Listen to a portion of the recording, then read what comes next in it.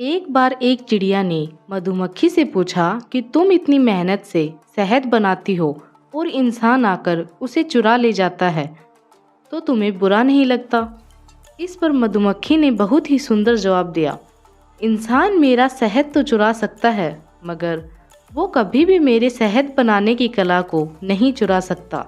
ये छोटी सी कहानी हमें सिखाती है कि कोई भले कितना भी स्मार्ट क्यों ना हो, वो सिर्फ आपके काम को कॉपी कर सकता है, लेकिन आपके टैलेंट को नहीं चुरा सकता।